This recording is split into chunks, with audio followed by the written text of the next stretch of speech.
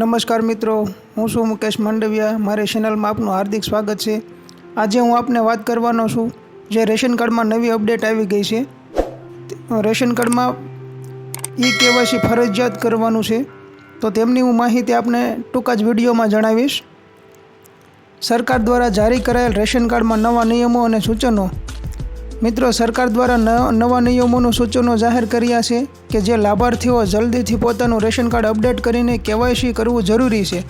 તેમજ આ કેવાયસી પ્રક્રિયામાં જરૂરી માહિતી માટે તમને નજીકની ખાદ્ય અને નાગરિક પુરવઠા વિભાગનો સંપર્ક કરી શકો છો। રેશન કાર્ડ ધારકોને આ સૂચનો પૂર્ણ કરતા તે જરૂરી જથ્થો નજીકની સસ્તા અનાજની દુકાનેથી મેળવી શકે છે। તેમજ બોગસ અને ગેરકાયદેસર રેશન કાર્ડ ધારકોને મળતો જથ્થો પણ ટૂંક સમયમાં બંધ કરવા માટે સરકાર દ્વારા આ પગલાં લેવામાં આવી રહ્યા છે। તો મિત્રો, આની અગાઉ પણ મેં એક વિડીયો બનાવેલો છે કે તમે મોબાઈલથી ઘરે બેઠા ઈ-કેવાયસી કઈ રીતના કરી શકો એનો પૂરેપૂરો વિડીયો મેં બનાવેલો છે, સ્ટેપ બાય સ્ટેપ ઓનલાઈન। તો તમે એ વિડીયોના માધ્યમથી પણ મોબાઈલમાં એપ્લિકેશન ડાઉનલોડ કરીને તમે ઘરે બેઠા જ તમારા મોબાઈલથી પણ રેશન કાર્ડમાં ઈ-કેવાયસી કરી શકો છો। તો તેમાં ડોક્યુમેન્ટ તમનો ટૂંકો વિડીયો હું તમને આમાં જણાવું છું કે જે રેશન કાર્ડ ધારકોએ ઈ-કેવાયસી કરાવવું ફરજિયાત છે। મોબાઈલમાં ઘરે બેઠા ઈ-કેવાયસી કરી શકો છો અને નજીકની શાખાનો પણ સંપર્ક કરી શકો છો। ગુજરાત સરકાર દ્વારા તમામ રેશન કાર્ડ ધારકો માટે ઈ-કેવાયસી કરાવવું ફરજિયાત કરવામાં આવી છે। Gujarat national food security act NFSA 2003 હેઠળ નોંધાયેલા અને બધા રેશન કાર્ડ ધારકો માટે ઈ-કેવાયસી કરવું ફરજિયાત છે। રેશન કાર્ડ ધારકો માટે ઈ-કેવાયસી જરૂરી ડોક્યુમેન્ટ રેશન કાર્ડ, આધાર કાર્ડ, મોબાઈલ નંબર અને આધાર કાર્ડ સાથે લિંક કરેલ હોય તે મોબાઈલ। રેશન કાર્ડ માટે ઈ-કેવાયસી કઈ રીતના કરવું એ આપને ટૂંકી માહિતીમાં આપી દઉં છું।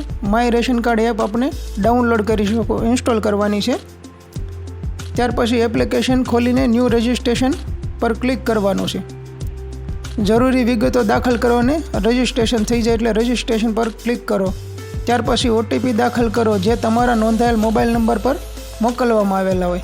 લોગિન પર ક્લિક કરો અને તમારા નોંધાયેલ મોબાઈલ નંબર પર OTP દાખલ કરો। ત્યારબાદ ઈ-કેવાયસીનું મેનુ પર ક્લિક કરો। સ્ટાર્ટ ઈ-કેવાયસી પર ક્લિક કરો। તમારા રેશન કાર્ડ અને આધાર કાર્ડ નંબરનો દાખલ કરો। નેક્સ્ટ પર ક્લિક કરો। ત્યાર પછી તમારા આધાર કાર્ડ સાથે સંકળાયેલ મોબાઈલ નંબર પર OTP દાખલ કરો અને વેરીફાઈ OTP ઉપર ક્લિક કરો। ત્યાર પછી કેમેરો ખુલી જશે એટલે તમારા ચહેરાને સ્કેન કરો। સબમિટ પર ક્લિક કરો। તમારી ઈ-કેવાયસી સફળતાપૂર્ણ થઈ ગઈ છે તેવી પુષ્ટિ કરતો સંદેશો તમને મળશે। આ મિત્રો મેં આપને જણાવ્યું છે જે ટૂંકી જ માહિતીમાં છે। તો મારો એન્ડ સ્ક્રીન પર તમને જે વિડીયો દેખાય છે એ સ્ટેપ બાય સ્ટેપ મેં પૂરેપૂરી વિગત સાથે આપને ઈ-કેવાયસી કઈ રીતના કરવું તેમને જણાવ્યું છે। તેમજ ડિસ્ક્રિપ્શનમાં લિંક આપેલી છે અને મારા વિડીયોની લિંક છે। તો તમે જે બીજો વિડીયો છે એ રેશન કાર્ડમાં ઈ-કેવાયસી કઈ રીતના કરવું તેની સંપૂર્ણ માહિતી છે। તો મિત્રો મારા વિડીયો જોતા રહો અને મારા વિડીયો જો આપને ગમે તો લાઈક કરો, શેર કરો અને સબસ્ક્રાઈબ કરો। તો બસ આજ માટે એટલું। સૌને મારા જય શ્રી કૃષ્ણ, જય માતાજી।